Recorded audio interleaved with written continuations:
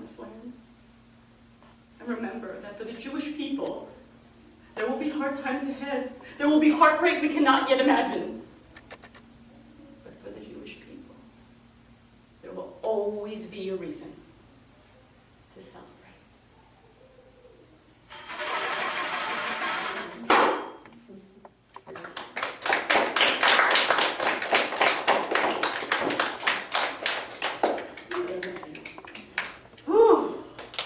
Let's take a deep breath. Another.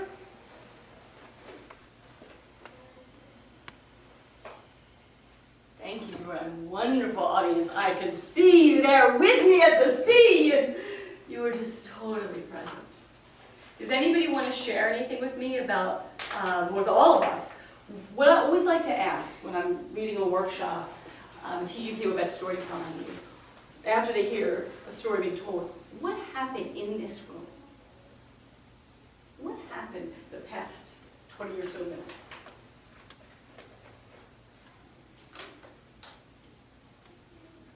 What do you think? Well, it was a very sad story. So what happened inside of us? What happened? We were transformed to a different place and time. We're in a different place and time. We were sad, as if it were real, right? It reminded me, like when I was running from the Germans. It reminded me. Rivka is a Holocaust survivor, and I've had the blessing of working with her. She's a member here at Chevre, where we meet at this senior center, and she also has been interviewed by students in a class I co-teach at Goucher College called Oral History of the Holocaust. And our students were very blessed to hear the story from Rivka. And I actually did think about that when I looked at you. How these stories sadly replay. Well, the Jewish people went through plenty with stories like this. It's in a lot of things. So one of the things that happens is that we go back, which is very hard. What else? I don't know, you something? Well, I mean, I like on WA and Mule on Sunday night, they have 4 hours of old-time radio. I always like that better than TV because just by hearing the voices on the radio from 50, 60-year-old programs, but still, you can let your imagination take place rather than watch the tube. I just find radio better, than, even though it doesn't exist anymore. Right, just listening to those old programs. So we are allowing ourselves to step inside. That was the whole workshop. It's called Stepping Inside the Passover Story. And so this is the first part of it, is hearing a story, being invited in by a teller, but you have to accept the invitation. Storytelling does not, I do not practice, my poor husband knows, much to his chagrin, I do not practice by looking at the wall. I need him, or a friend, or another storyteller to listen. Mark is also a Jewish storyteller, and he has helped me many times. So we need each other. The story exists, but it really can't fully come to life without a teller and a listener. You are amazing storyteller. How long did it take you to write your story? Okay, great, thank you. So I do not write my stories, hardly at all. This story is written because I knew there was a book and I typed it out. So I created by telling, some storytellers do write it down, but I think more kind of create by telling and telling and telling, and then it starts to form. Just kind of like the sea, right? The things that are happening. You just keep telling, and all of a sudden some things fall away, some things come out. So that story probably over years improved, and probably somewhat in its present form, like 90%, was, because, oh, you know what, Mark, do you remember when you heard this story, when it wasn't even the story, but it was a woman with one child? You were focused in Nachshon at that time. Yeah, it was just a woman watching Nachshon. Right. Have you heard of this version? No. Oh, wow, so you're really seeing. Mark helped me with this story way, way before it was even this character, before there was Arena. There was an Arena then, right? Wow, so what was that, about 5 years ago? Does that sound like that, right? Yeah. So it's probably been similar to this for about 3 years. It's not easy. It isn't an easy project. So yeah, because you really have to step in. Because if you halfway do it, guess what? You had way feeling. With your feelings, but it's. You got Be able to. No, we're gonna move into that right now, Rivka, because you're gonna see that you can. So here's what we're gonna do. Just for a minute or so each, nobody's gonna have to get up in front of everybody. We're gonna get into partners, and we are going to tell a little piece of a story of a character we imagine from the Passover story. So it doesn't have to be from my story, but just a little piece, because that's the final thing that's so necessary to really get it. Okay? So I'm going to, for a minute or 2 or 3 minutes, do a little guided imagery with you. And some people like this more than others. Some people think it's weird and they're not into it. Fine. You don't have to close your eyes. You don't have to do it. It doesn't work for everybody. Every group I've had, there's people who don't like it, and there's people who love it. And there's people in between. But it's so effective for the people who like it that I like to try it. So if it's not for you, you can just think more about some of the things I'm talking about. Think about the story. Think about how you might tell a story in a Seder, but you don't have to kind of go into the guided imagery. If you would like, just for 2 or 3 minutes, you can close your eyes or look at your lap or whatever you want. And I'm just going to invite you to come back, go back into the time of the Exodus. So as you take a deep breath, you breathe in and out. As much as you feel comfortable, just let your muscles relax, including your facial muscles, your neck and your back, shoulders, all down your hips and your legs, your ankles and your feet, toes. And imagine yourself moving far away back in time and being there in the desert or the wilderness. Perhaps you're someone like Moses or Miriam or their brother Aaron. Maybe you're Moses' mother Yocheved or father Amram. Maybe you're the Pharaoh's daughter. Some call her Batya, the princess who saved baby Moshe. Or you're someone who's another slave. Just there working, building bricks, building cities. Perhaps you're a child who doesn't yet know that you're a slave. Perhaps you're an old person who finds the work an incredible strain. Perhaps you're wondering if you can do this one more day. Or maybe you're leaving, and you're getting closer to the sea of reeds, closer to the taste of freedom.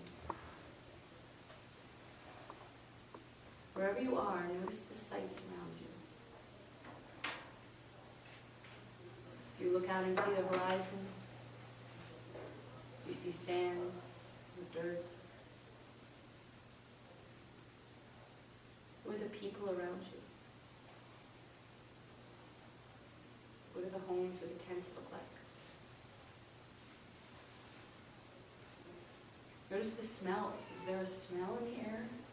Is there a smell of slavery, of freedom? And listen to the sounds. What does the sound of work in the desert sound like? What does the desert night sound like?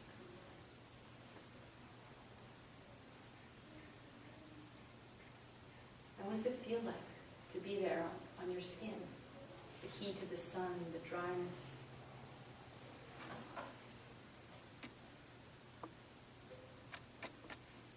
Is there a taste in the air?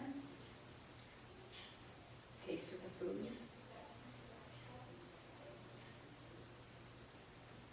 As you take in these things, imagine who you are. What is it like to wake up in the morning as this person? What is it like to work? What is it like to long for something? What do you long for? What do you long for beneath what you think you long for?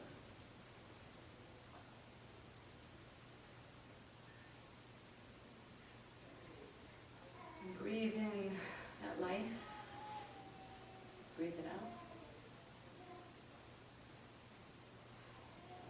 just for a few more moments, looking around, noticing perhaps you're interacting with others, or perhaps you're in a silent moment, reflective.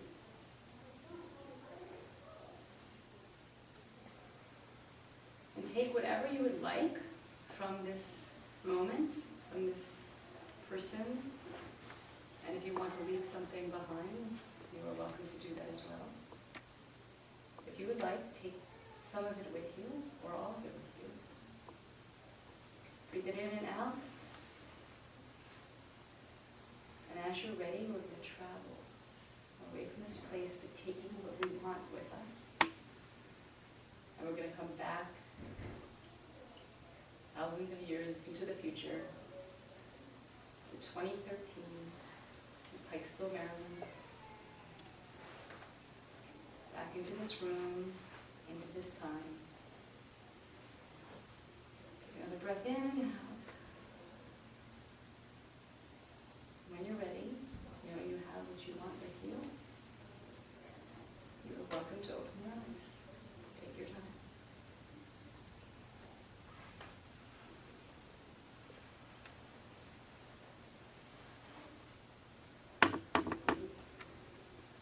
Someone's going to fall asleep, which I understand.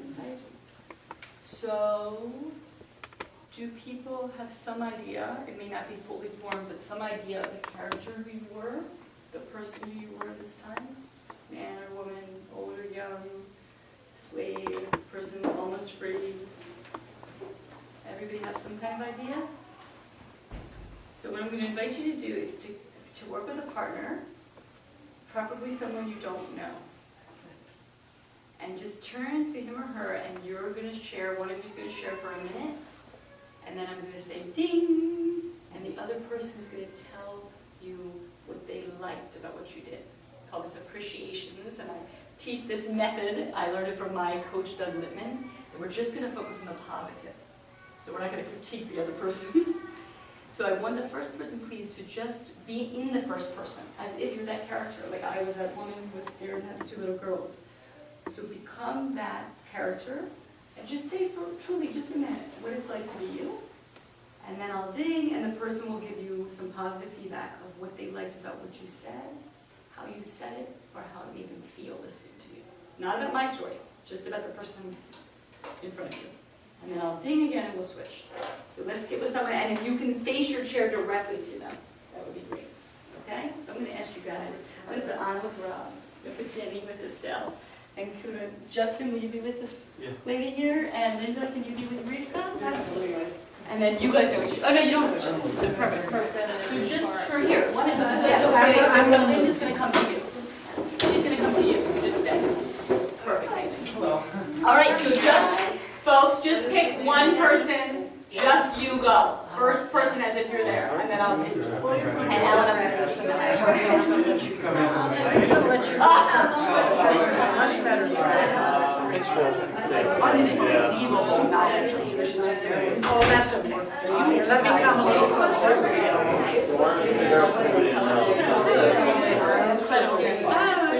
You two really, I never would have thought of it, but now she's talking. So anyway, okay, what is my character? And say, what was it? So, do you like this?